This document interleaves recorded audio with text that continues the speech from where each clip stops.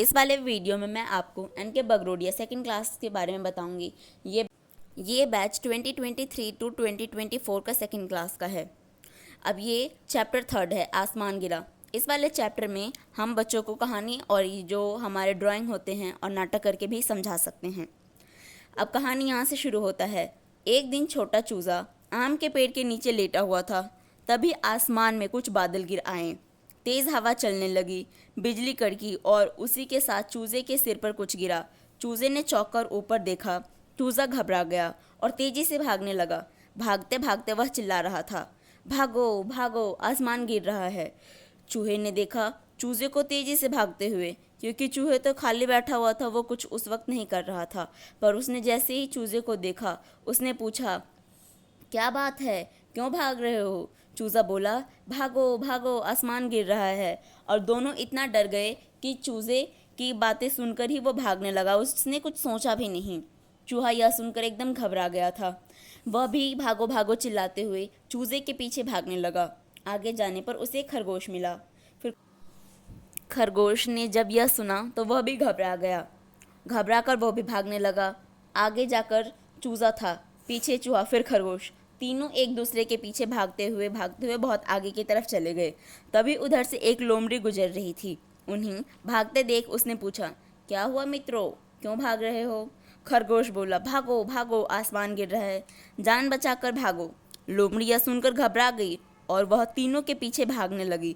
उसने भी उससे कुछ नहीं पूछा कि क्या हुआ, कहाँ से आसमान गिर रहा है। उसे तो बस भागना था। यह सुनकर ही इतना डर गया। अब चारों चिल्लाते हुए भाग रहे थे। तभी एक हाथी ने देखा कि चूज़ा, चूहा, खरगोश तथा लोमड़ी चारों तेजी से भाग रहे हैं एक दूसरे के पीछे। उन्हें भागते देखकर हाथी भी घबरा गया। उसने भी यह प्रश्न नहीं पूछा कि क्या हुआ, कैसे हुआ। वह भी चारों के पीछे भागने लगा।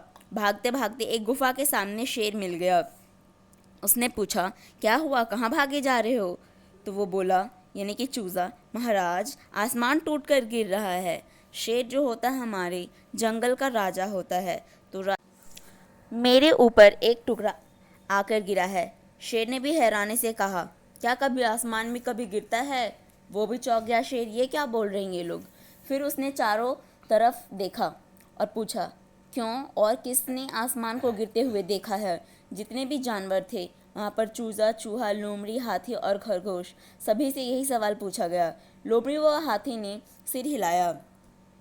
चूज़ा बोला, पर मेरे सिर पर आसमान का एक टुकड़ा गिरा था। शेर ने कहा, अच्छा, हमें वहाँ ले चलो जहाँ पर तुम बैठे हुए थे और जहाँ तुम्हारे सर पे आसमान का टुकड़ा गिरा हुआ था।